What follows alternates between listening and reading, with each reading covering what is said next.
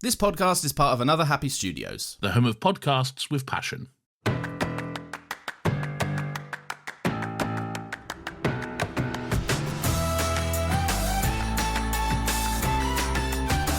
Hey folks, welcome to the Fishing Trip Files, a Gavin and Stacey podcast brought to you by Another Happy Studios. This is a podcast where every other week we like to take a look back at the wonderful, hilarious and silly little British sitcom that is Gavin and Stacey. My name's Pierce and I've been a lifelong fan of the show, but for my co-hosts, it's their very first time watching. Speaking of co-hosts, hailing all the way from the USA, I'm joined by the one-of-a-kind Ari. Ari, how the hell are you feeling today? I'm a little bit sick. I'm sorry to hear. What's wrong? Is it worth sharing? Or... My nose is stuffy and my throat is sore. Oh, so you're gonna sound awful. Well, no, you're gonna fix it. I'm gonna. Okay. Oh, I did recently become a doctor, so that's... You're gonna get an actress to re-record Ari's lines. And of course, dialing in from the exotic land of Canada, we are joined by the brilliant Maylena. May, how the hell are you feeling this fine morning? I'm all right. Not to like rub it in Ari's face, but I am not sick. How are you feeling, Pierce? Yeah, I'm also not sick. I'm actually feeling pretty good. Great. I'm feeling pretty good today. Amazing. Pierce, you and I should breathe in from both nostrils real quick, just because when I'm sick, I'm always that. like, well, yeah. Whenever I'm sick, I'm like, people need to appreciate the fact that they can breathe from both nostrils. Yeah, because you when you're sick, it's like the worst thing in the world. But when you're not sick, you just never think about it. At this exact moment, I can actually breathe through both of them. Oh shit! Oh, let's fucking go! All three of us. Then what the fuck is the problem?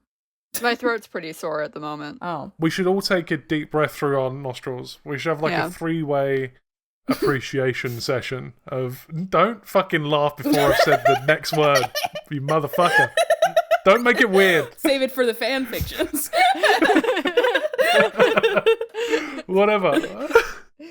We are here on this fine... What fucking day is it? It's Friday. On this fine Friday evening to talk about Season 3, Episode 1 of Gavin and Stacey, which was aired on the 26th of November 2009. Do we want to guess the title of the episode? Do we want to play this game? Do we want to continue playing this game for one more season? Yeah, I might as well. I don't know. You're the man in the chair. I'd like to play. I like playing the game. I think it's a fun game. I know you guys hate whenever we do a bit that I've come up with, but... we can. I'd like to play the game. I actually do dislike anything that gives Pierce like more power than us, and I think the fact that he knows these titles going into it is bullshit. I'm just gonna read off my first note and make a guess based on that. I said Gavin has a window office. I'm guessing window office. Name of episode. Okay. Bold. May. I'll say the christening. Whoa! I think that's the first time we got it nailed. May, you got it. It's called the christening. Let's fucking go! See? I almost changed my mind because I was like, that's too obvious. Oh, so good. This is why we do this bit, man. Because at moments like this, we fucking nailed it. Oh, I'm pretty sure that's the first time one of you guys has nailed it. I think that's the first time I've seen like joy in your eyes.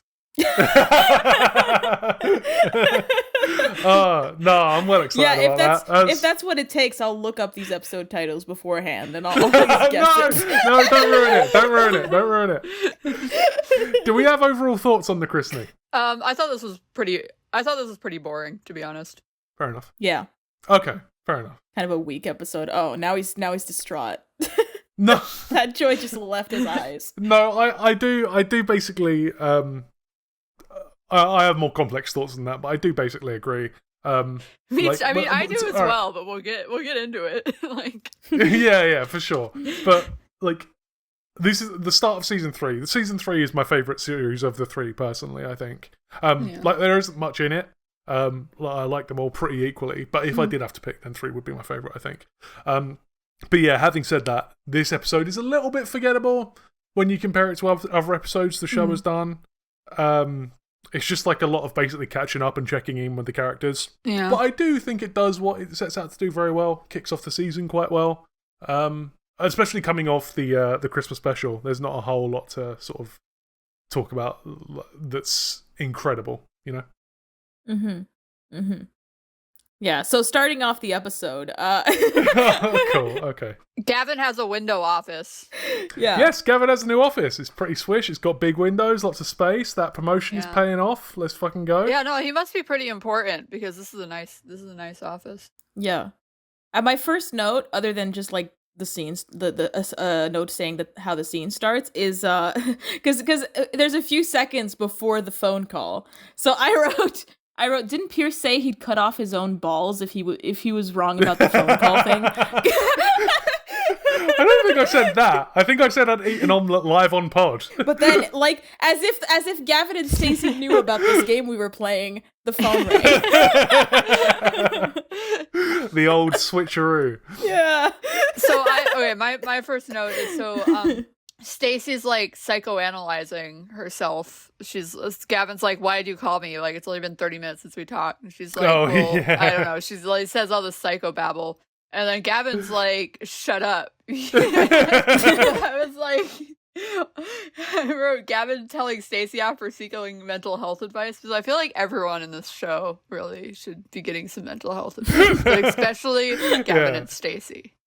He tells her that she needs to stop reading her like psychology magazine, and then I think it's really funny because it cuts to a shot of her with that exact magazine on her lap. I don't know whether you guys spotted that, but that's so fucking good. Yeah, that's good. Yeah. Gavin is when he's doing that thing where you start a new job and you're deciding where everything goes. Like, I love doing like he's putting his like briefcase on his desk. He's like, "No, I'll put it under the desk." He's like, "No, I'll put it over here." I love doing all that. I love the whole getting set up process, like making my setup exactly how I want it. So Gavin does not have very many knickknacks, and maybe he'll get some knickknacks later. But do you guys have lots of knickknacks on your desk? No. Knickknacks? No. I do have stuff that I just haven't got around to moving yet, which have just become permanently placed here. Like, I think it was last Christmas? Not the recent. Oh no, yeah. Fucking, I'm getting my head mixed up. I said last Christmas as if it was just been Christmas because we'd just done the Christmas episode. So Christmas in my head was like a few days ago. I'm too Gavin and Stacey brained. But yeah, at Christmas, someone got me. Well, Nathan, who was on the podcast last week, he got me a TARDIS mug, a Doctor Who TARDIS mug, and that's just sat on my desk because I don't want to drink tea out of it because it's a square mug, and like drinking tea out of a square mug is a massive pain in the arse because you have to like drink from the corner and whatever. So it's just like decorative. But yeah, I have some Rubik's cubes. This is a long tangent. Sorry. I was gonna ask you if you had a Rubik's cube on your desk. So I'm glad we established Mate, that. I have several Rubik's cubes on my desk. Oh hell yeah! I don't see the point in like having. Well, Pierce, you work from home, so it's different for you. But like, I always my first adult job I had, it was fully work from home. So like, I had knickknacks on my desk because it was my bedroom. But then like when I started working in an office, I never got the chance to sort of have the choice of whether or not to have knickknacks because my second job I was replacing someone on maternity leave, so I couldn't move her stuff around on my desk. And then the job that I had most recently, I got the position that I was in because the person I was replacing went on maternity leave. So there was always the question of like, is she gonna come back once she has the kid? So I couldn't move the stuff around. And then when she actually said like, "Oh, I might not come back," my boss made a big deal of being like, "Hey, Melina, you can move some stuff around. You can have knickknacks on your desk." And I was like, I fucking hate it here. Why would I bring my precious knickknacks from home over here? So that I can like associate them with like a bad thing. My beloved knickknacks. Never had, and I'm a huge knickknack person as well. So like I fucking love knickknacks, but like I've just never had the opportunity to bring them to work. There's a brand of crisps over here called Knickknacks, and they're really fucking yummy. Yeah, that sounds like that sounds like a fake name for a chip. All your chips sound fake. Quavers, Knickknacks. I can't think of any. Doritos. Well, we have those, so those are real. Yeah. So they're real. No, but you got like what, hula hoops or like? Yeah, hula hoops, man. Those are fake. Those are fake. I'm struggling to think of a single. We got Monster Munch. It's What's-Its chips. What's-Its, yeah. Those are fake. Yeah. They're just cheese puffs. That's fake. What's-Its does sound fake. I'll agree with Ari there. Fucking, let's talk about Gavin and Stacey. Yeah, so Gavin doesn't have very many knickknacks on his desk, but I have a prediction. Okay. My prediction is that he will get some knickknacks. I feel like it's just the first day. He didn't want to like bring a bunch of stuff with him. He's focused on setting up and like getting to meet people. So my prediction is that he will have knickknacks in the future. He just wasn't focused on that today. So you think he'll be in this office long term? this. Yeah, sure. Okay. Enough of this.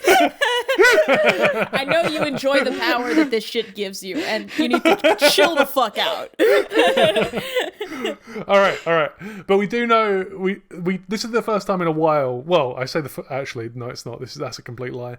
I was going to say that this is the first time in a while that we've known the exact date, but I just realised that is entirely false because we knew the last one was December 25th. Yeah, it was Christmas. But whatever. The point is, we know it's January 5th today because that was the day that he said he was going to start his job.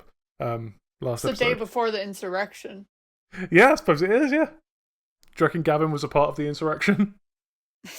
You know what? Yeah, why not? I won't rule him out. Ari, were you a part of the insurrection? I was not a part of the insurrection. I don't know whether we can trust that. Okay. But yeah, Gavin and Stacey, they have a nice little moment at the end of their call where they both say, "I love you." And it's just nice, you know? Like, this is the first time in ages that we've seen them just have a quiet moment without any tension or anything overbearing. Like, everything's sort of back to normal and everyone's happy. It's just nice. Like, yeah. But then we cut to titles. Yeah, and when we come back, Gavin's still at his desk, and his boss comes in, and I fucking love this guy.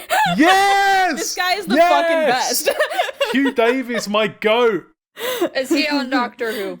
Oh, here we go, straight into it. So, played by Wayne Cater, he was in Doctor Who. He was in an episode that we all have seen, but you'll never be able to guess this. He played the stage manager in Unquiet Dead. He gives Unquiet Dead vibes. He definitely gives RTD1 vibes. Yeah, like yeah. sometimes when we play this game, you can tell what era the actor is in if they're in Doctor Who. But yeah, he was in Doctor Who, and fucking mate, Hugh Davies, like Gavin's boss, is just the friendliest bloke on the planet, rivaled only by Bryn, maybe I'd say. No, yeah, as someone who's had shit bosses, just him getting a call, like 15 different calls from like every single fucking person that's sort of related to him, and each time him going like, "Oh, dude, you can take personal calls. I don't give a fuck." Yeah. A personal call once in a while when it's family. But Gavin's phone rings and Hugh makes him answer on speakerphone, and it's Pam like calling him her little prince. She's making sure he's not getting bullied at work, and then like when he's like, "I can't talk," she's like, "You are the victim of a victimization campaign." She tells him to run home. Run home. I do think it's also funny that I forgot what I was gonna say. Don't worry about it. Perfect. I love that. I was gonna say something I completely. What the fuck was I gonna say? Oh no! You guys got a fire emergency plan if there's a fire in your office? Yeah. I feel like whenever a fire alarm goes off anywhere, like wherever I am, everyone just sort of looks around and continues what they're doing until either they get told to start moving or they see a lot of other people start moving. I just remembered what I was gonna say. Oh no, I forgot again.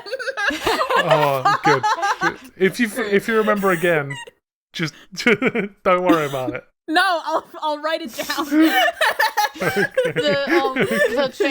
The chain of command is Joyce. Oh, guys, I have to say it. Go. I have to fucking say it before I forget again. Okay, fucking here we go. Go. Oh my god, I forgot. Okay. Oh, okay. I think it's weird that I just think it's weird that like when you have a new job, you'd give your entire family the number to your office. I did think this as well. Okay, so I wrote the chain of command is Joyce, then Terry, then Owen, which is interesting because Owen. Owen. Yeah, I edited it so I said it right. Okay, so I wrote the chain of command is Joyce, then Terry, then Owen, which is interesting because Gavin is at least fourth in line, but he's got this nice office. I thought that was interesting. That is interesting, actually. That's true. Yeah. Joyce Terry. I mean, yeah. I mean, he's not like the CEO, is he? But Yeah. But Owen being third below the CEO also doesn't really make sense. But that's just the chain of command on the floor. He says the chain of command on this floor. Yeah, but my line of thinking was that if the floor was like full of execs, then That's true. it would be a bunch of those single offices. But Okay. or maybe Gavin's on top of all of them. Maybe like Gavin's the top dog of that floor, and Joyce is like below him. Oh. And you Yeah. would say that because you're sexist. You're like, no way a woman can be on top, right? How do you know Joyce is a woman? Fuck you. Fuck! Fuck, he got me again! But then, he gets another call from Smithy, and it's No, like he gets one from picks... his dad first, I'll have you know. And what I think is funny about that is, like, on the rewatch, I noticed that, like, when it's his mom calling, he picks it up because he knows she's gonna say some insane shit. But with his dad, he just, like, he leaves it on speaker. It's fine. Yeah, it's like he's proving that, like, not all of my family are mental, don't worry. Yeah, and then Smithy, he just fully hangs up immediately. Smithy, he just hears him start shouting Gavilar and just boom, straight away. I love the panicked look on his face as he does it. It's so fucking good. Yeah. I wrote this is embarrassing, but it's a fun way to reintroduce the main cast. Yeah, I like it. I like it a lot. But the next scene is at the caravan park. We're in the fucking car park, bitch. There's a caravan. Yeah. We get in the fucking caravan, and Nessa's sleeping. And her like baby monitor starts making noises, implying that maybe Neil would be in a different room. Yeah. This is good shit. She starts talking to him over the baby intercom, and then she's like, yeah, I'll be right over, and then turns around and there he is. Very cute. There he is. She's just in bed with her. So fucking good. I love it. It's just a tiny little gag. I think she's got a nice baby monitor upgrade. I'm not entirely sure, but it looks like a fancy Oh, really? one. Yeah. Ooh. See, I don't pay attention to these things. Yeah, I know you don't.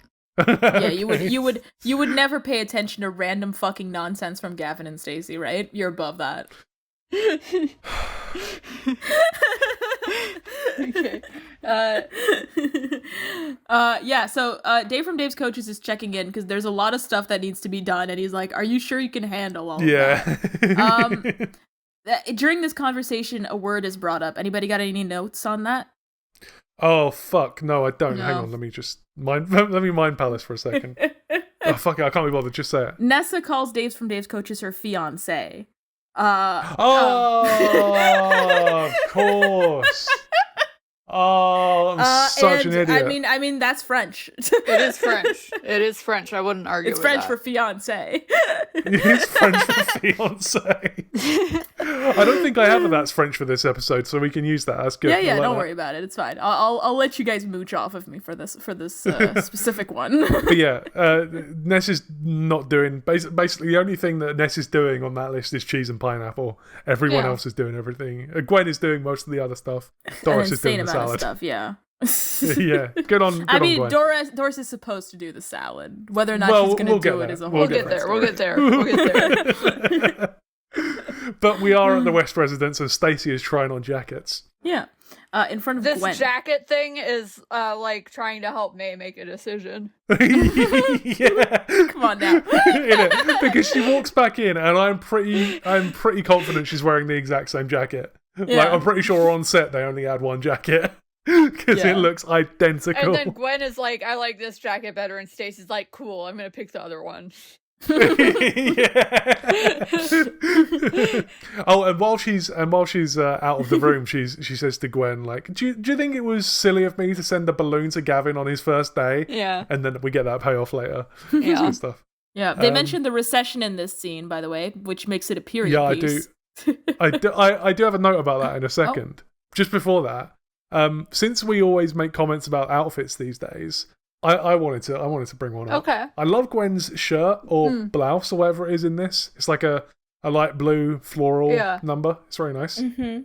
Is it sorry, wait, are you talking about Gwen or Stacey? Gwen. Did I say Stacey?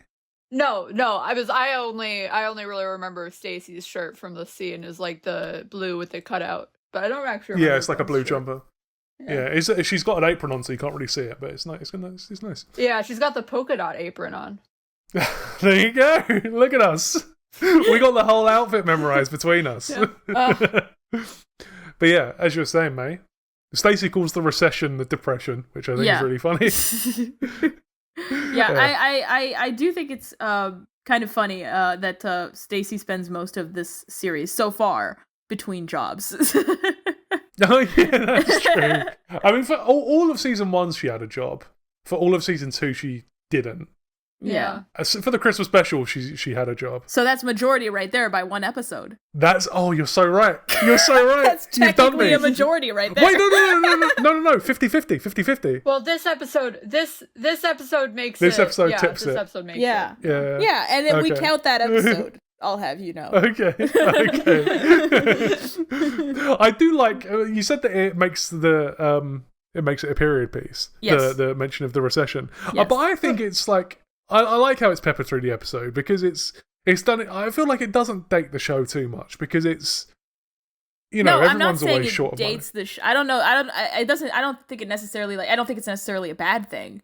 But I like, the recession is like a very 2008 and around that time thing. Yeah. Like, I'm not saying it like, oh, it's a bad thing. Like, how dare they mention the recession? Yeah. It's mostly just like, okay. haha, it's 2009 right now. Okay, all right. But the next scene is at the Shipman residence. Smithy is crying at the table. I love this. I think this is hilarious. Yeah. Do you guys have thoughts? Well, they're having an existential crisis because Gavin's in a different country and now Smitty's alone. I will say, I hate that Lucy's still going on. Remember when Nathan got mad at us for being upset about pedophilia? Not last episode? Yeah, it was a good time. He's not here now, so he can't defend himself. That was fucked up. You said, like, at the beginning of this, when I said I didn't like this Lucy bit, you said it doesn't go on forever. But it's gone on for most of this show. It's gone on too long.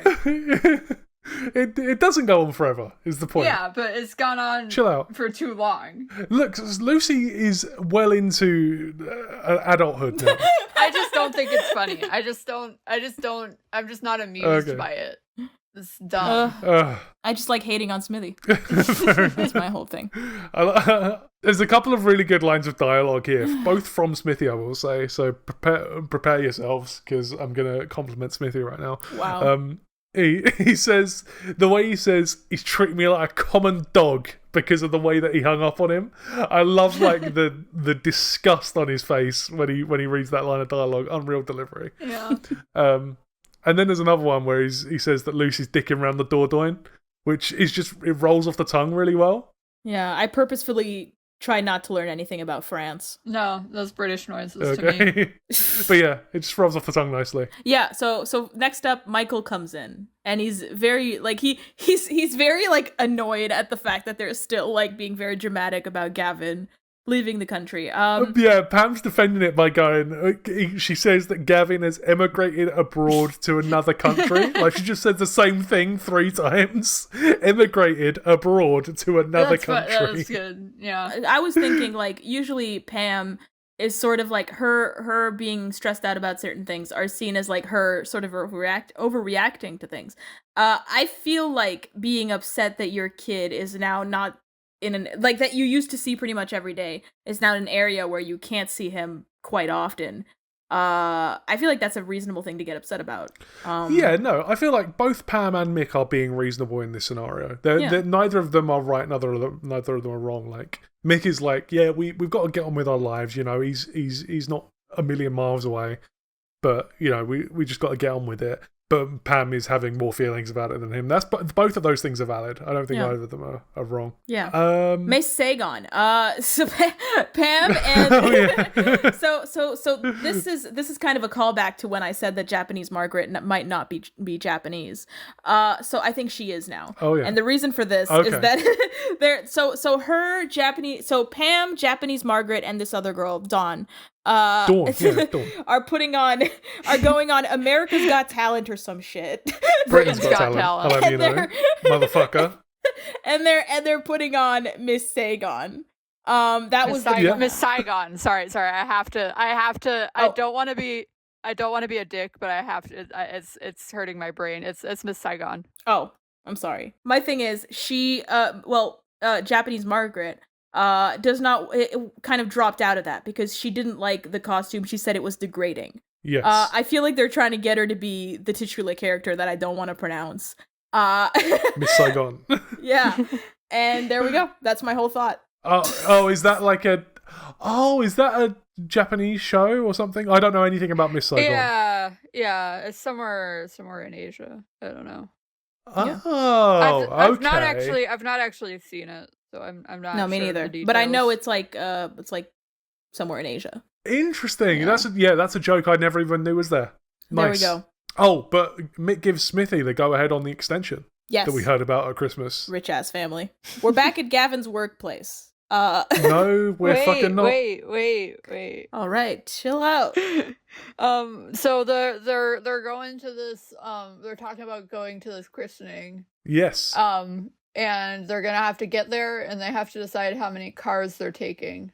The easiest thing would be if they rode with the Smiths. The Smithy's family. I love it when something doesn't go Pam's way, and then Mick gets like a smug look on his face. It happens a couple of times this episode. He's like, I want a drink. Yeah, we can do our bit for the carbon footprint, eh? But yeah, then we're back in Gav's office, and I want to know what Terry looks like, considering that Hugh says that he doesn't look like he could be a nominated first aider. I wrote that line down because I thought it was really funny. The surprising thing is, although he doesn't look at Terry as our designated first aider. Yeah. What the hell do you look like that you can't look like you couldn't be a first aider? And then who do we meet? Owen Hughes. Owen Hughes, played by Stephen Mayo, who was in Torchwood, the episode Random Shoes. He played a character called Josh. Is he the main Random Shoes guy? I haven't seen Random Shoes in a long time, so I couldn't tell you. But he was also in that, that weird animated Doctor Who thing, The Infinite Quest. Oh yeah. Yeah, he was in that. He played someone called Pilot Kevin. Random Shoes is one of the best Torchwood episodes, I think. Yeah, I know that it's highly regarded. And I know that you like it as well. Yeah, that's a good one. Because I remember we spoke about it before on the pod. Yeah, I think another actor was in Random Shoes, yeah. Oh, no, I'll tell you what it was. It was fucking Ruth Jones. This must have been episode 1 then, because Ruth Jones was in Adrift, but I accidentally said that she was in Random Shoes. Oh, okay. L on you. Yeah, L on me, big time. But before you ask, Owen Hughes, no, he doesn't. For the longest time, I was like, what the fuck is the joke here? Do we enjoy this bit? Yeah, it's really funny. It's good. There was I think from the beginning, I sort of knew that the joke was that you weren't supposed to get it. But just in case, I put myself one note during my first time I listened to these. I watched this episode. I put just confirming it's not supposed to make sense. And then during my second watch, I just added, no, it's not. As if talking to past me. Yeah, the joke is that there is no joke. Like, it's just Gavin is confused, and that's it. It's it's good shit, man. I fucking love it. But Owen Hughes, and before you ask, no, I don't. It's so fucking good. Gavin does not want to join this rugby team. He's above it. Yeah. They invite Gavin to play. They say some 7-a-side, and Gavin thinks they're talking about football, and the absolute disgust on their faces when they have to clarify that it's rugby is hilarious. It's like he's just shot a baby in front of him. Yeah, for people that have been okay with a lot of what Gavin's been up, which by the way, just to clarify, I think it's fine if your family members call you at work, but that's usually what a boss would be upset about. But him thinking that they were talking about soccer is what gets them.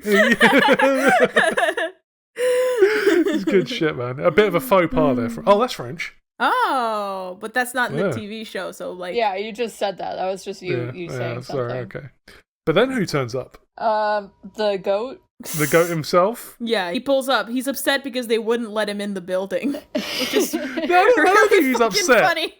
I don't think he's upset at all. He's just like, they wouldn't let me in. Well, I use upset loosely. Bryn has never been upset about anything in his life. I don't know if I was over-analyzing the scene, but when he first shows up, his boss and the other dude look kind of like, what the fuck?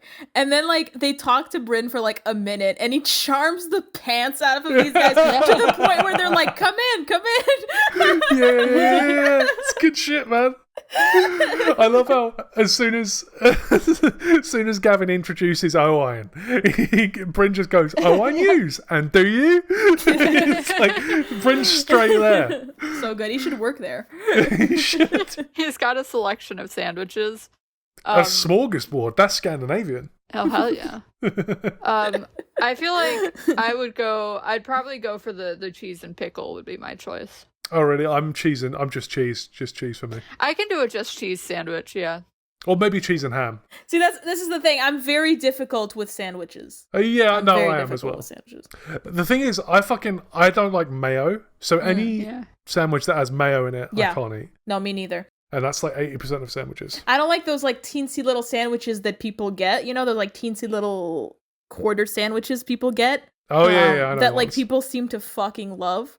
But I cannot fucking handle them. I hate them. I like an egg salad. I'll do an egg salad. Oh, nice. But that's something I had to like learn to like. I had to like eat it and be like, this is kind of gross. And then I was like, actually, it's kind of tasty. I do not fuck with acquired tastes at all. No, me neither. I'm not an acquired taste person. Yeah. Britton fucking loves TV, man. Every time, like every episode now, we get a little Britton's TV corner. I didn't know where you were going with that, but yeah, you're so right. The Apprentice. Yeah, this episode is The Apprentice. Yeah, he mentions The Apprentice this time, which also dates the piece a little bit. Yeah. No, The Apprentice is still on. We have a UK version of The Apprentice. Oh, well then. Yeah. And it still runs. It's still on. I'm gonna be honest. I've not seen a single episode of The Apprentice. Isn't "You're fired"? Isn't that a Donald Trump catchphrase, or does everyone say that? I think it's everyone. I'm pretty sure. Yeah, Donald Trump would have coined it, and then R1 also says it. Over here, it's more like associated with Alan Sugar. So is Alan Sugar like the Donald Trump of the UK Apprentice? Yeah, he's the big dog. Careful, if he runs for prime minister, don't elect him. Don't do it. Don't do it. I'll bear that in mind. You might be like, this guy has some like ideas for a wall that sound really interesting, but don't do it. We'll build a wall between Scotland and England. And Scotland are going to pay for the wall. But then the fucking Mr. Shipman parcel for you just arrived. I think the timing on that is just fucking great. Just the way it arrives, and there's like a moment of silence as he's looking at the box. Yeah. And then like they're like, well, come on, open it. And he like slowly opens it, and the balloon just kind of floats up. Yeah. I love Hugh's little open it then. Come on, he's just Bryn but at work. It's great. Yeah. I love him.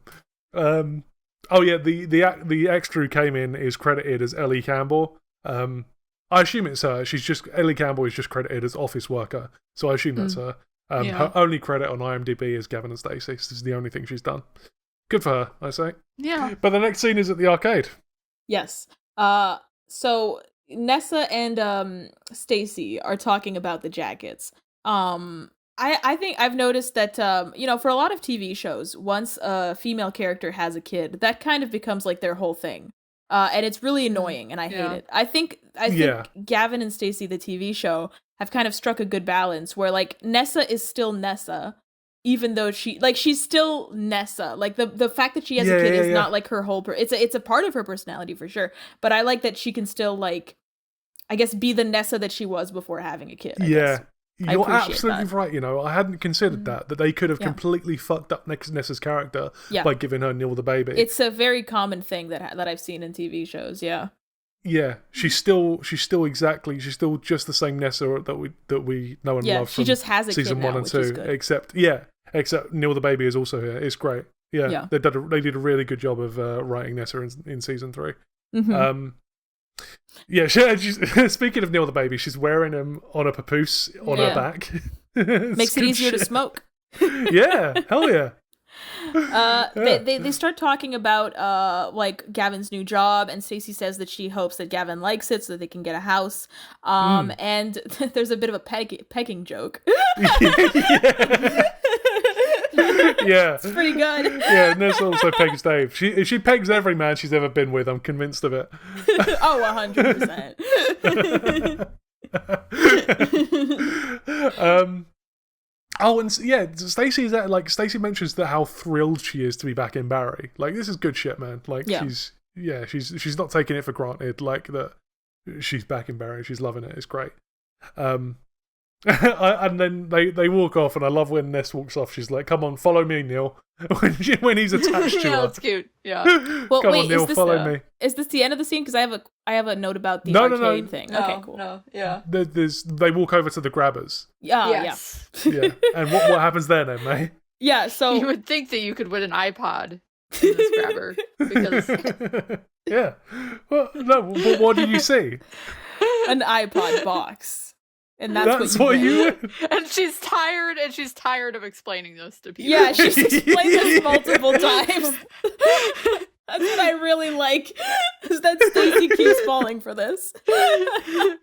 No, not Stacey. Like, I thought the joke was that she's explained it to Stacey many times. No, the joke is that customers have been winning iPod boxes and coming over and being like, "Where's the iPod?" And she's like, "No, it's an iPod box." All right, I like my version better. Yeah, your version is also funny. Then we're getting lunch. Yeah, Smithy's at the Chippy. Yeah. And they're trying to work out the Owen Hughes joke. Like, they just can't figure it out. It's good shit. Smithy brings up, like, I don't remember the exact context for this, but he says something like, after everything that happened at Christmas. Well, he's dreading the christening because of everything that after everything that happened at Christmas. Yeah. I think it's just a second before this. Like, right. we're not going to talk about "Shut It, You Slag." It's funny. What are your notes? Do you have any insightful commentary on that line? I don't have any insightful commentary, but I just thought it was funny, and I thought you guys would want to have a little giggle about it. Are we gonna like comment on every single joke that happens in the show, or? Go on, mate. Let's talk about the engagement thing that you were talking about. So Smithy is dreading this christening or whatever, and he says after everything that happened at Christmas, and Gavin says, like, what? What? What do you mean, like, what? I think that's Gavin, just there to like show that. Go on. Gavin needs to like challenge himself to remember one complaint someone has ever, because like I just feel like people tell him issues that they have with certain situations, and he just fucking 51st Date style forgets it every single time. Oh my god, you're so right, because they had that deep conversation in the garden, didn't they? Where they like hashed it all out. So now that you're saying that, I'm realizing you're more correct than I am, but how I had read that line, because I had a note about it as well, is that Smithy, like, specifically didn't tell Gavin about, like, him telling Nessa not to get married. Because Gavin's like, "What do you mean?" And then Smithy's like, "Never mind."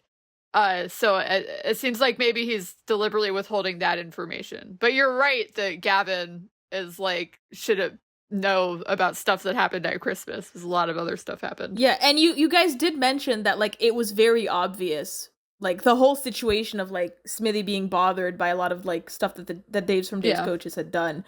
I don't know if that made it through the final edit because my phone stopped recording, but like but like it is established that, like, it's very obvious that, like, Smithy's bothered by all of this stuff. So it just feels weird to me that Gavin's like, what do you mean what do you mean you don't want to see Dave from Dave's Coaches? Especially when he explicitly says to Gavin, "I'm bothered by all this stuff." Yeah. Yeah.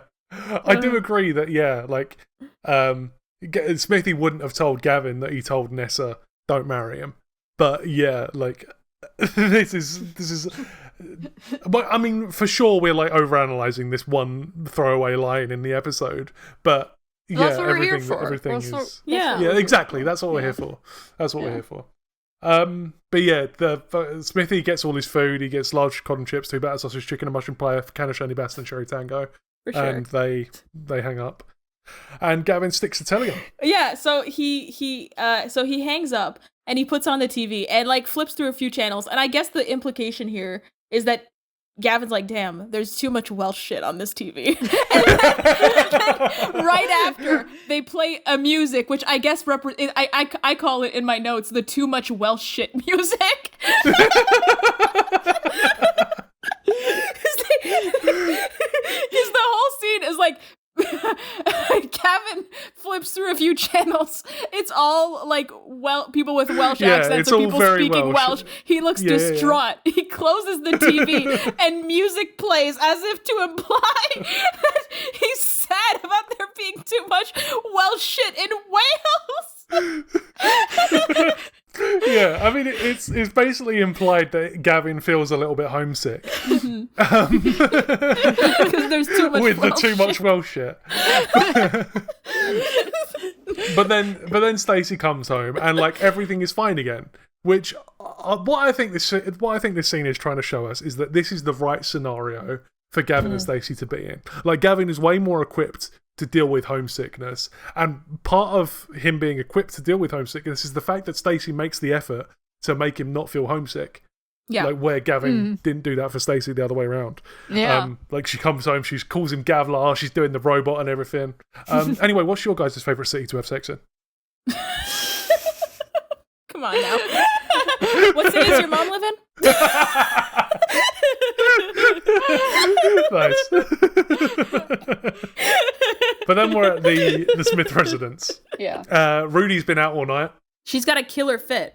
Oh, I've got this note as well. I love her outfit. The yellow is fucking dope. I wrote she looks like a Justice for Teens model from this era. What the fuck's Justice for Teens? I don't know. It's similar to Claire's, I will say. She looks like oh, Claire. okay. Yeah. Okay. Similar vibe. Yeah. Yeah, I mean, she does. Yeah. I think she looks great though. I really like her hair. It's really nice. Yeah. And her burp and blowing it in Smithy's face is so brother sister. I fucking love it. 100%. It's good shit. That at some point, like Smithy like tells her that like she needs to get changed or whatever, and she's like, "Oh damn it, I'm trying to call someone who gives a fuck." And there's a bit of a callback to that later on with the old lady that I forget the name of because I'm so great with names. Is there? Well, because she does the same thing when she's like, we'll get there. Okay, yeah, tiny little bit. Yeah. But then we meet Smithy's mum. Yeah.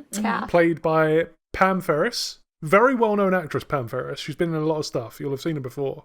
Have you guys seen Matilda?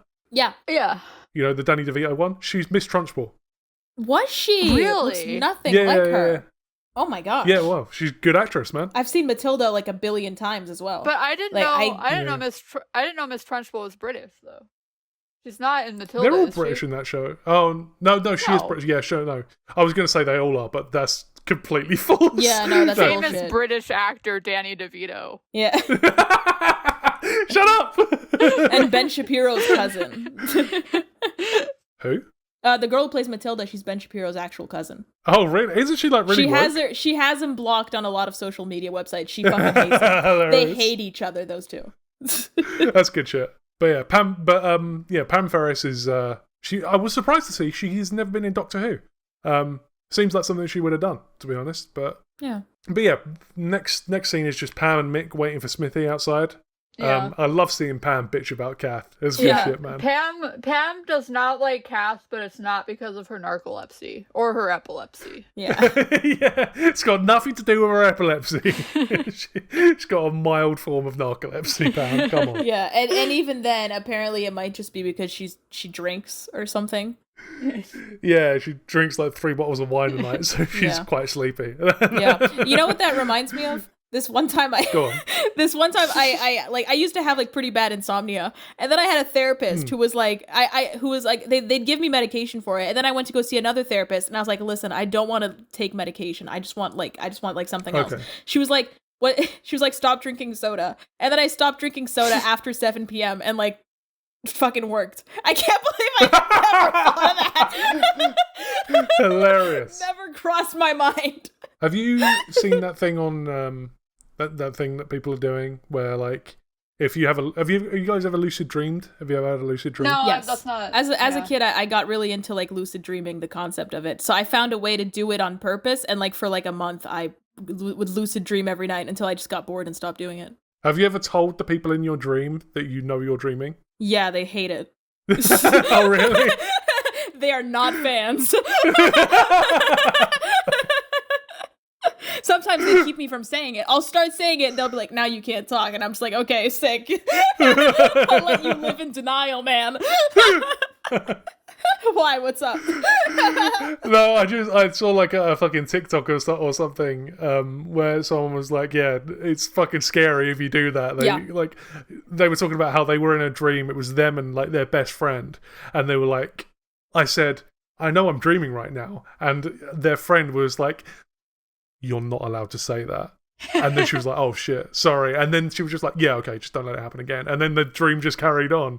It was like scary. No, it's shit. stuff like that. Yeah. They are not fans of that shit. Like, they're not fans. They're not. They freak out. They fucking hate that shit. It was to the point where I was like, I'm just gonna let them live in denial because like at one point I had a trick to be able to wake up where if I just repeat I'm dreaming a bunch of times, I can wake up. And then I had a nightmare at some point where I started saying it to get out of it, and the girl next to me was like, "You're not supposed to tell us this," and a stereo appeared and she like lowered the volume and I couldn't say it anymore, so I couldn't wake up. What? Spooky. Like that, like fucking Doctor Who, like the Cybermen in Doctor Who with the volume where they say pain, you know? Spooky. Oh shit, that's scary. Okay, all right, I'll remember never to do that if I have a lucid dream. Yeah, no, don't tell them. They fucking hate that shit. But now I know I'm gonna. Like, if I have a lucid dream, I'm gonna be have like, to try it. It is kind of cool. It is kind of cool to see how like the entire dream turns on you, but you're not supposed to tell them. All right. Oh, where the fuck are we? I love the bit where Pam goes, we're going to be stuck in that car for 9 hours, Michael. 4 and 4, 9 hours. And Mick has to correct her, and she's like, fucking tomato, man. Stop. He doesn't, to be fair, he doesn't have to correct her. He does correct her. Yes, he does. Yes, he does. If she's getting basic maths wrong, you need to correct Let her that. be dramatic. I love it. I love being dramatic. Let her be dramatic. This is like a fundamental difference between us. We're like, I don't think you have to correct people if they're wrong if it doesn't affect you. And you do. But it's like...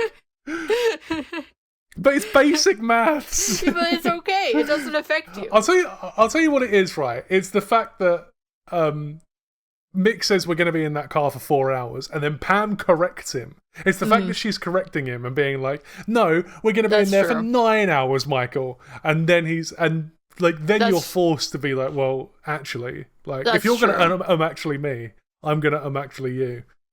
But I know we've mentioned this before, but I like so Smithy arrives.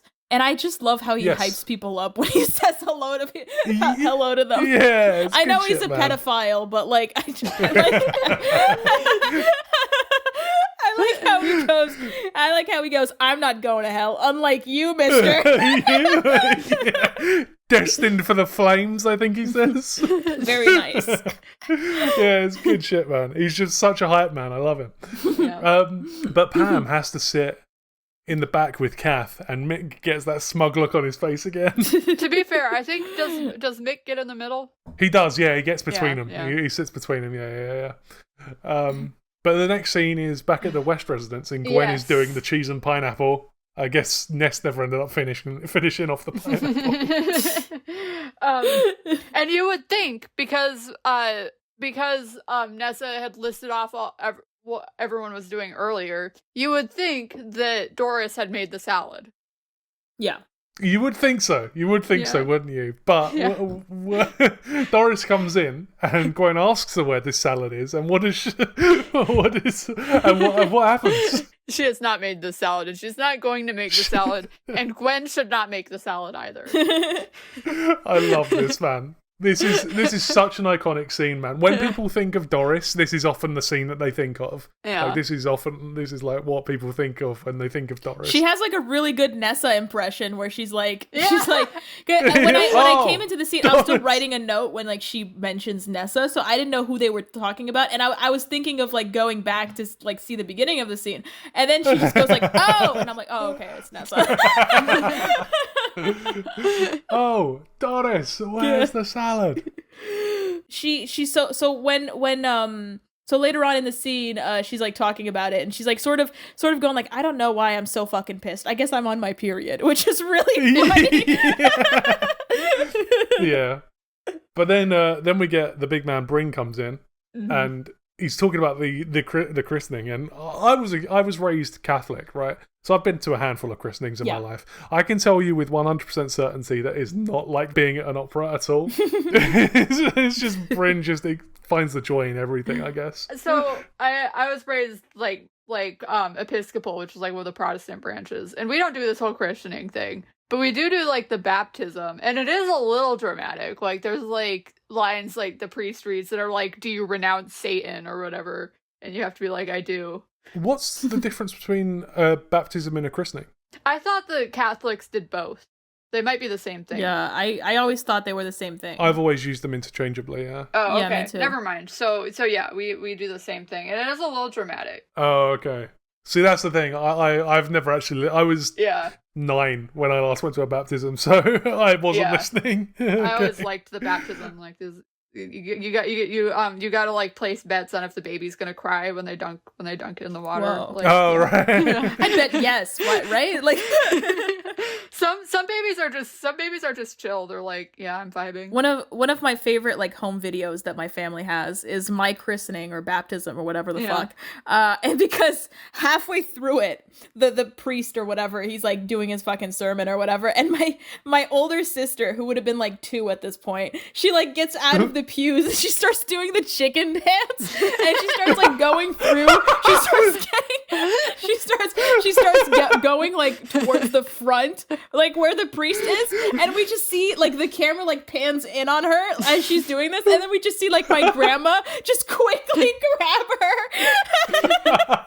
It's so fucking funny.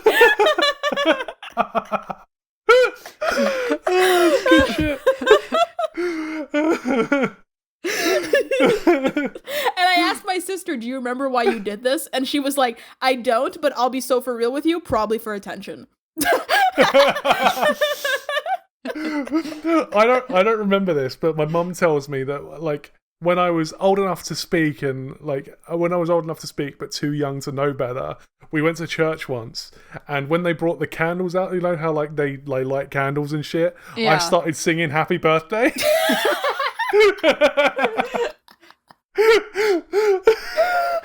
Like top of my 3-year-old voice. Great. But yeah, fucking Backenberry. Yeah.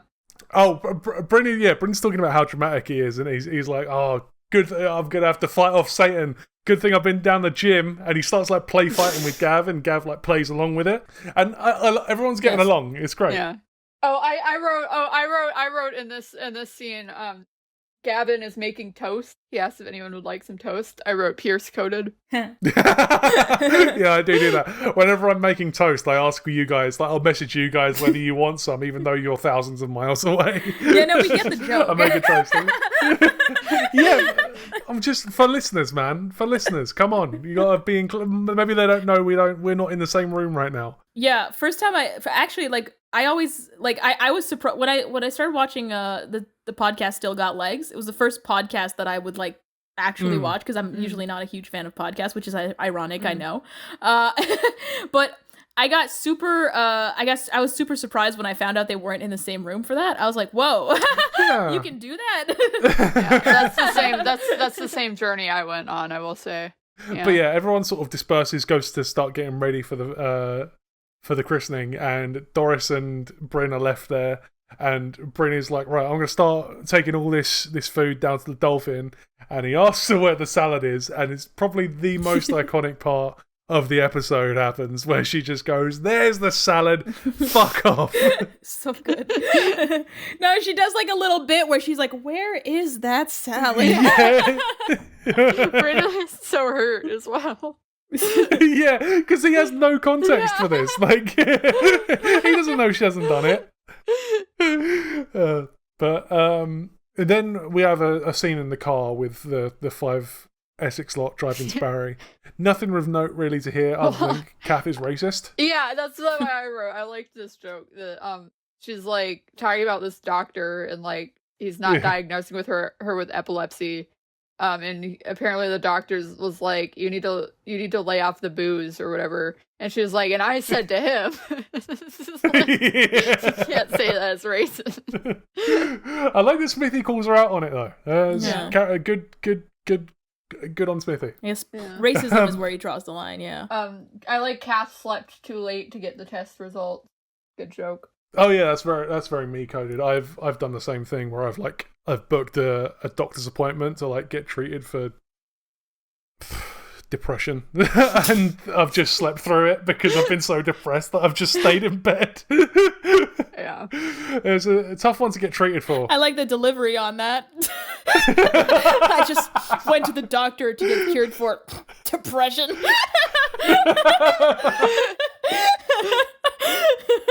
But yeah, the point is I've done that as well. Sick. But then we're at the church. Yeah. Nessa, Dave coaches, and Neil the baby are walking in. Yeah. And who do we fucking meet? Neil. Neil the father. Yeah. But Smithy's Neil the father.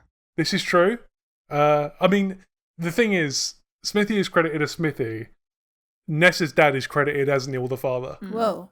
Neil Jenkins was played by... I'm going to butcher this. The pronunciation of this is a very Welsh name. Ifan Hugh Daffyd is his name. I'm sorry if I mispronounced that, but he was in a Doctor Who audio drama from 2004 before it came back on our screens. Shit. Whoa. Wilderness years. Trailblazer. Yeah, in the world. That's what it's called, isn't it? Wilderness Years. Yeah. Yeah. Yeah.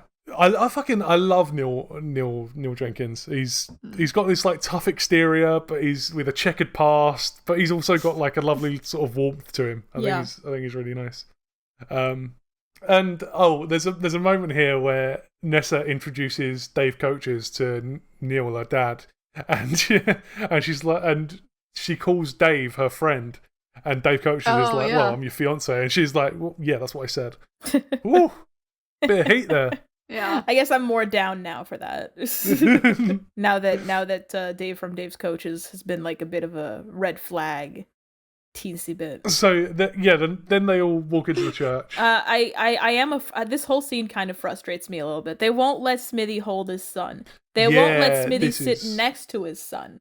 They won't let Smithy be there to greet the guests when they come in with their gifts. The whole thing pisses me off.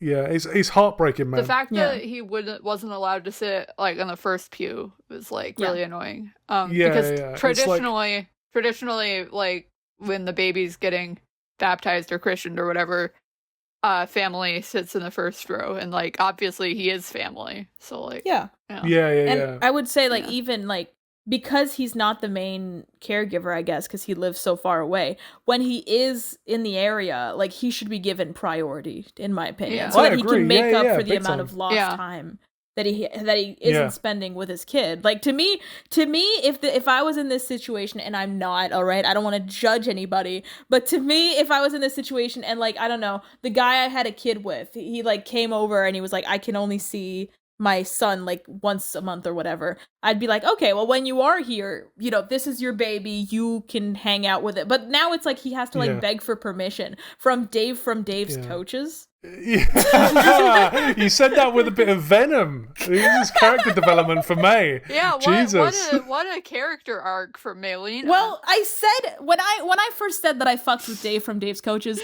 I did ask Pierce specifically. I said, Pierce, you have to tell me if he does something fucked up, if he commits some war crimes. Pierce, you told me fuck all. And so that venom is for Dave from Dave's Coaches, but it's mostly for Pierce. I hope he knows that. I hope every criticism I have for Dave from Dave's Coaches is mostly leveled against Pierce. Okay, fair enough. That's fine. I'm used to receiving your venom. But yeah, you are right. It is like a heartbreaking scene where Smithy realizes he's not going to be sat anywhere relevant for the christening. Like, he wants to be a part of it, but he can't make a fuss, so he just has to like go and sit like 3 rows back. It sucks. No. But Father Chris is back. And I don't think we've seen him since season 1. I don't think we saw him at all in season 2. No, I don't remember him. Well, other than in season 1, Bryn's the godfather, which doesn't mean that Stacey isn't the godmother, not necessarily. Because No, I know no, that it doesn't. traditionally godmother and godfather are the people who are going to take care of your kid if you die. My parents did Yes. not do this. I know lots of parents don't really think about that at all. They just think of it as like, give it to my friend or my sister or whatever. It doesn't really mean anything. And sometimes those people just happen to not even be dating. So it could still be Stacey, but I don't like the implication because some families do make it a couple. Well, Bryn isn't dating anyone. Yeah, but I feel like naturally if you're gonna pick Bryn and you want to pick like somebody who like maybe would take care of the baby with Bryn, it'd be Gwen. But here's the thing. Gwen isn't up there. Stacey is up there. Oh. Stacey's up there with... I think she's holding Neil as he's getting baptized. Good. So yeah, I think it's implied that Stacey is the godmother and Bryn is the godfather, which was up in the air back in season 1. Yeah, I remember we had this conversation trying to predict who the godmother would be. Who did we land on? Either Stacey or Gwen is what we landed on. Because we said if it's not Stacey, it's going to be Gwen, because Gwen's closer to Nessa and Stacey's still in London. But now she's not in London, so that makes sense. Yeah. Okay. Yeah. All right, we nailed it. You were really worried that there was going to be some conflict there. Yeah. Yeah. But then it's time for Bryn to get back on stage. Yeah. Show off those pipes. Doris on the drums. Wait, Oh yes. we also learned the baby's full name. Yeah, we did. Yeah, it was Neil Noel Edmund Smith. It's good shit. We'll talk more about his name a little bit later. At the after. Yeah, everyone's cool. Everyone's like into it except for Rudy, who's like filming and laughing as if this is a laughing matter. Bryn's got pipes, and you need to respect that. Yeah, Doris is on the drum. Yeah. Doris on the drums is the best thing, man. She's killing it. Yeah. But then we're at the after party. Yes. Yeah. You would. Yeah, what was it? Who comes in again? I've got a note on the little transitional scene. Okay, where, go ahead. Pam and Mick are headed to the after party. So Pam is like, seeing Bryn on stage like really inspired me. I'm gonna go out for Britain's Got Talent on my own, I think. I've got something that Piers needs to hear. And then Mick is like, what was it? Oh yeah, Mick is like, yeah, you do have a touch of Susan Boyle's. Did you guys get this joke? No. So I think it's. I know who Susan Boyle is. Okay, yeah. I don't know. Is it Mick being mean about Susan Boyle? I think so. I think it's a little dig. Okay, Yeah. right. I don't know. I think it's a little dig at Pam's expense. Yeah. I think it's if it's a dig at Pam, I think it's also a dig at Susan Boyle. Yeah. I've heard the name sounds. I've never seen her. Yeah. I don't know what She's like, she does. I've heard the name Susan Boyle. I think it was America's Got Talent, right? She was in America's Got Talent. Britain's Got Talent. No, she was Britain's Got Talent? 1776 looking ass. Calm down, guys. Get over it. Okay. She was a Britain's Got Talent contestant, which I knew.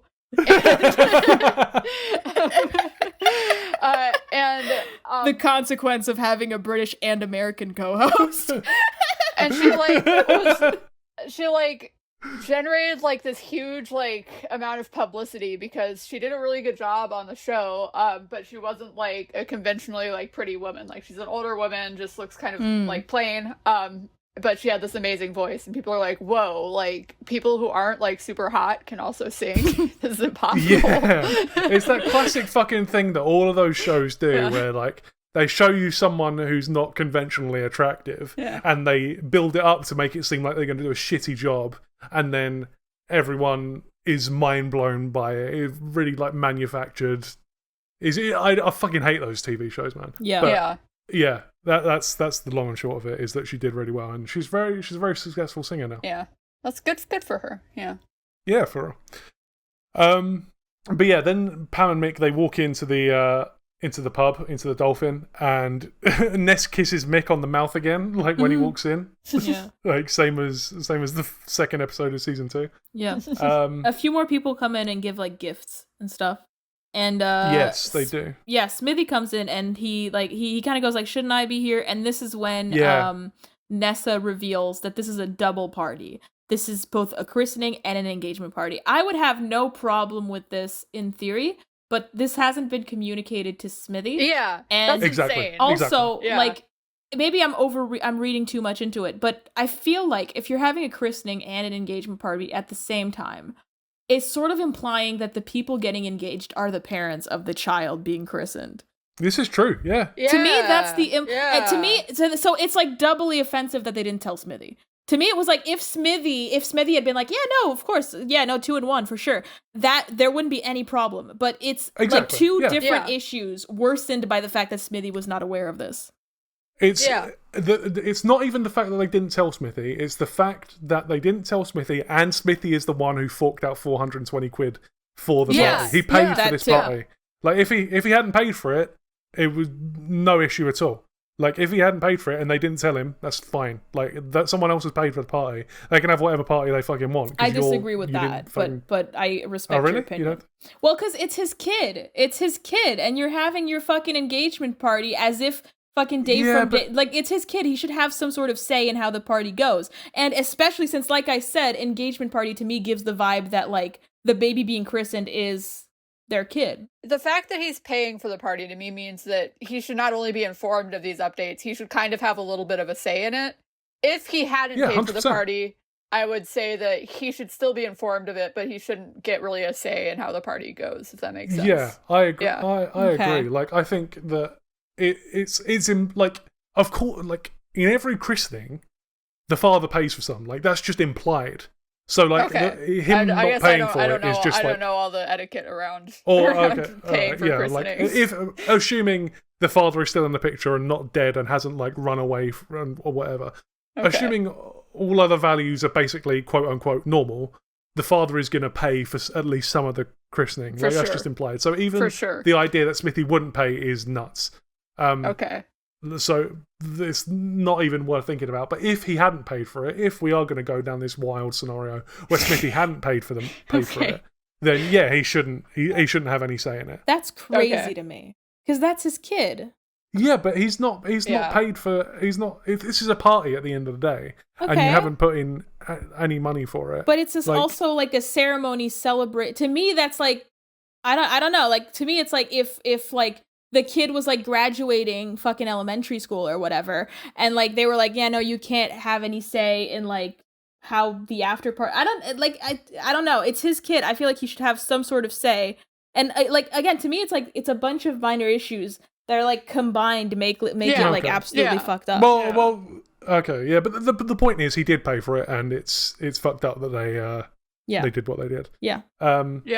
But the way that Smithy says it, he's like he sort of has a little freak out about it, and he's like, I didn't know I was having a slash. I want you guys to know that having a slash is British slang for taking a piss. Okay, I missed that. Yeah, and in his like I hesitate to call it a tantrum because I think it's very justified, but in his freak out, he mentions how there's no salad, and then Nessa turns to Doris and she's like, oh. Yeah, Doris called it verbatim. Yeah, it's good shit. I like that. Like she doesn't say anything. Like Doris does turn around and like they have like a bit of a stare down. Yeah. And Smithy's just like, fucking right, forget the salad. Just we're talking, you know. But yeah, then Gavin sort of comes over to talk to Smithy, like cool him down a little bit, and he's like, so. Noel Edmonds, eh? And Smithy does not take this well. No. Yeah. I feel like usually he would, but like in this, maybe wrong timing. Wrong place, wrong time. After that conversation, he's a bit frustrated by it. He's like, I'm sick of everyone saying my son's named after Noel Edmonds. Then we get a little interaction between Nessa and Rudy and Kath. Smith, first of all, it's Nessa and Rudy, and it's like the two coolest characters on the show, in my opinion. I think Nessa and Rudy. The first time they're interacting, two people named Ruth Jones and Ruth Smith. Yeah, I suppose so. Yeah, in a roundabout way. A Ruth off, if you will. How ruthless! Yay!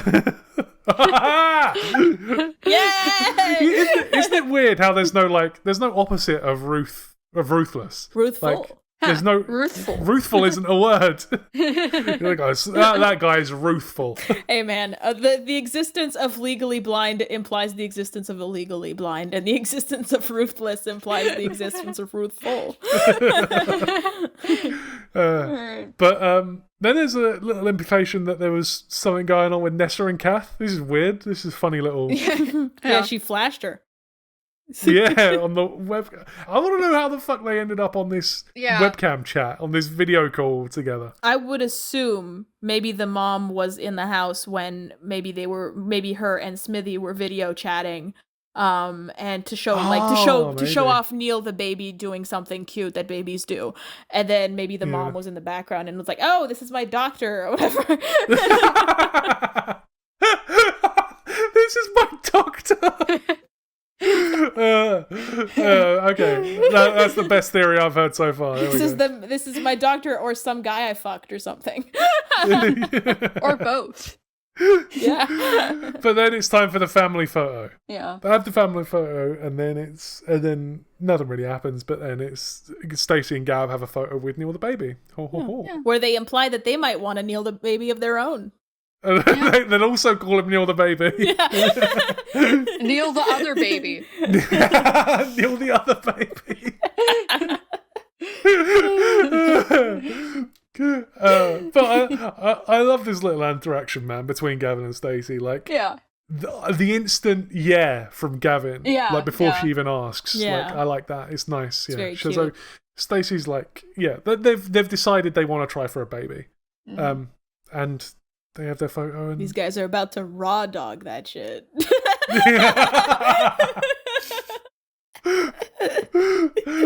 These guys are about to fucking throw out the rubbers, bitch. But that's it. That's the end of the episode. I do have some homework for you for next week. No. I want you guys to go back to episode 3 of season 1 and go back to the scene with Bryn, Mick, Gavin and Smithy in the kitchen and just watch the bit where Bryn talks about the Welsh language. Just rewatch that for me before you watch the next episode. This next episode is going to be fully in Welsh. But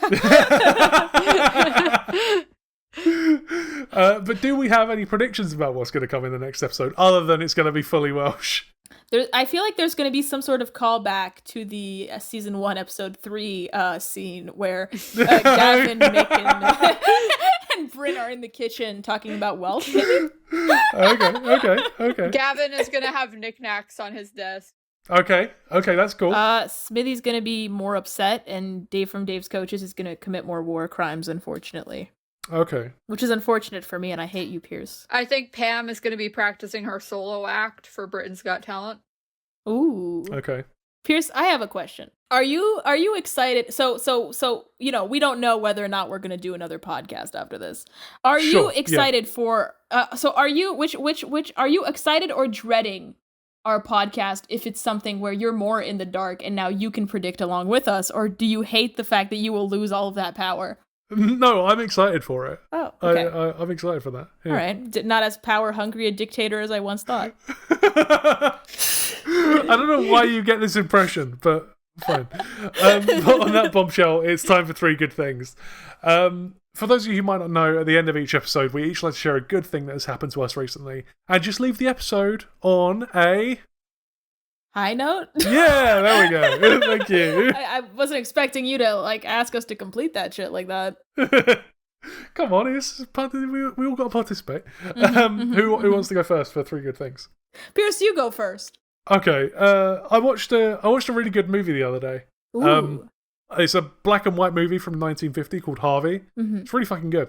I really enjoyed it. It's like, I don't want to use the word important, because that sounds really wanky, but I'm gonna.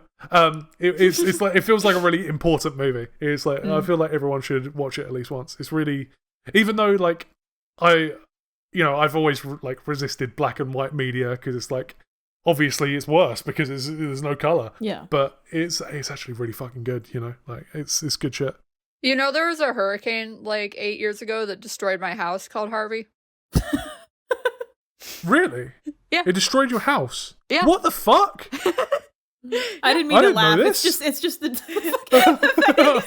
I like this movie. It's called Harvey. You were like, well, Harvey destroyed my living room. Ari, what is your good thing? Talk about something nice. I got a job. Oh, Kind of. hell I have to pass it back. Kind of. Okay. I have to pass a background check first, and I'm stressing about it. That they're gonna find like my... She's had to like cold turkey a lot of drugs lately. Like we've had to help her through that.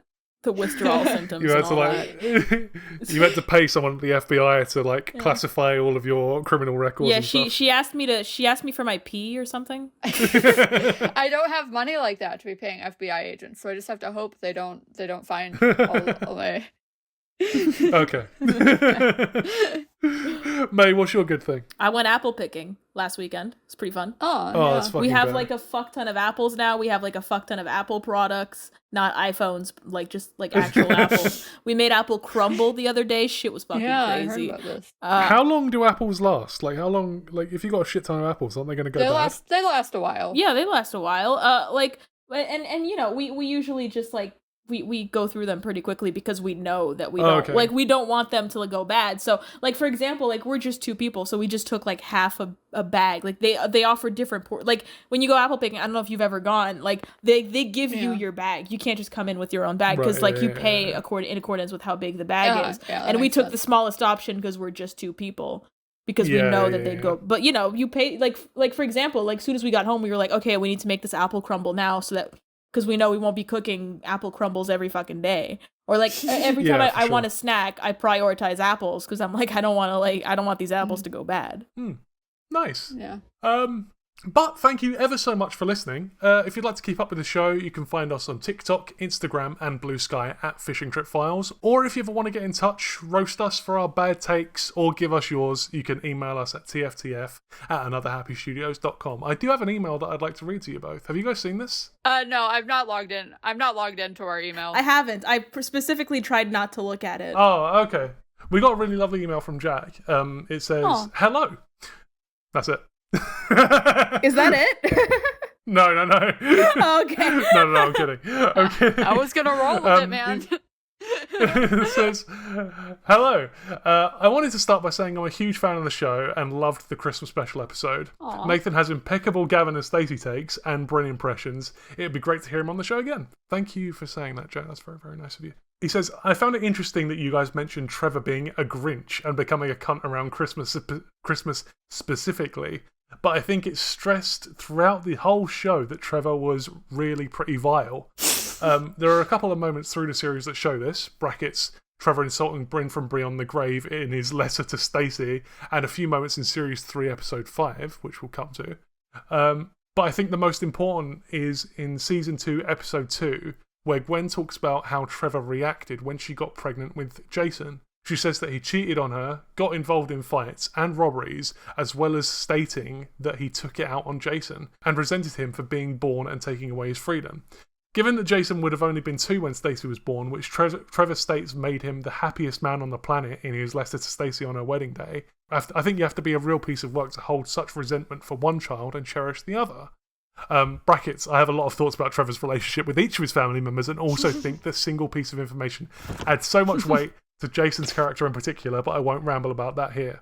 I kind of wanted to hear it. Do you want to talk about this for a second? Because I think Jack's right here. I think like Trevor is like basically portrayed by everyone as a bit of a cunt, and I hadn't like twigged this because the only reason I hadn't realised this was because Bryn always, whenever Bryn mentions Trevor, he says, my brother, God rest his soul, which implies that he had a good experience of Trevor. But I think what's happened is, like, Bryn has basically Stockholm Syndrome with Trevor, I think. Like, he thinks he liked Trevor, but Trevor was actually just a dick to him, I think. Well, I think when people die in general, like, you kind of have, like, a good... Well, barring some people, but, like, in general, you tend to view them in a more positive light. You can romanticize the memory. I don't know. The only... I didn't remember the scene... with where Gwen was talking about him. I did remember the letter, but I guess I read that more as like a playful ribbing than him. That's the thing. So did I. But then when you think about it, like maybe it wasn't. Maybe Bryn was just as he seems to take. as he seems to do with everything else that Trevor does. Maybe he's just taking it in the most positive way possible. Yeah. Maybe Trevor was actually like, yeah, Bryn is a fucking waste of space and he can't do anything properly. Yeah, that's what the letter said. I agree with, I agree with what Jack is kind of putting together here, that like when you take all the mentions we've gotten so far together, he does seem like a difficult to get along with person. Yeah. But Jack goes on to say, additionally, you mentioned being confused by the time skip between Series 2, Episode 5 and Series 2, Episode 6, but they do give us a rough time frame. At the barn dance, Jason says he's going to be down for a couple of weeks, and then in Episode 6, when talking to Nessa in town, while she's the living statue thing, he says that he's going to be going back home in a couple of days. So the lesson here is everyone should pay a little bit more attention to Jason, which is lovely. Is this when I was like, her pregnancy timeline doesn't make sense?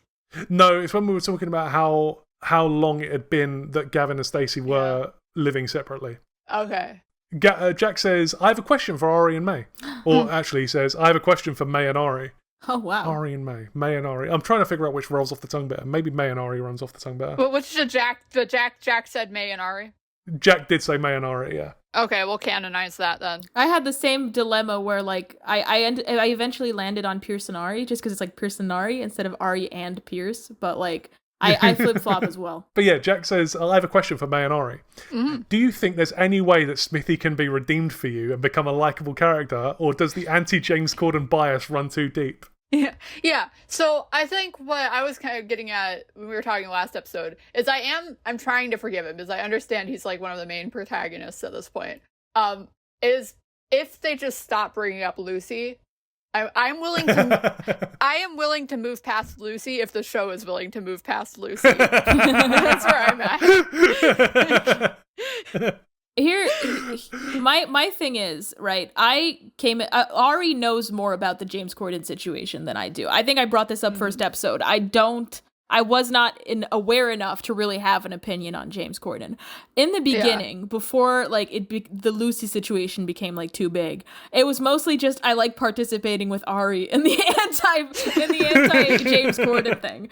And then it became he's a fucking pedophile, so like I'm not a fan. And then like when they broke up, I was like, okay, eventually I can start forgiving it. And I think my notes became more forgiving of Smithy, and I started saying more positive stuff. And then they brought him back. They brought Lucy back. So now I'm like, okay. And by the way, just because she's 18 doesn't mean it's not fucking gross. That shit was grooming. They're still talking about the character as if it's a child. So the show wants me to think that too. So I agree with Ari. I think like they would need to like step away from Lucy for like at least the rest of the show. I mean, there's just one season left. So can they manage that? Yeah. We'll see. I have told you that Lucy is not a forever thing. So but you said that, but if they break up, if they break up in like the last episode, that's still like the last 5 minutes of the episode. Yeah. So I guess to me, it's not even a James Corden thing; it's a Smithy thing, where it's like I'd like to like the character, but he keeps doing pedophile shit. Like, I will say, like I like art from like problematic creators. Like I think you can there is nuance with separating like art from the artist, and it's not like James Corden like killed anyone. Like it just seems like he's kind of a dick behind the scene. So I can forgive the like separate the character from the actor. I do think he's doomed to never be my favorite character just because he's played by James Corden. That makes sense. But that's he doesn't have to be a criminal. They're making him a criminal. Yeah. I will say, like, we give James Corden a lot of shit. He and for anyone who doesn't know, the issue is that James Corden is basically a dick to waitstaff. That's the long and short of it. Like, and like nothing... he was a dick to waitstaff like 10 years ago at this point. Like people can grow and change. Like who knows? Like he's not an actual criminal. Like I just want to make sure that's on the record. That like he's not as bad as we're making him out to be.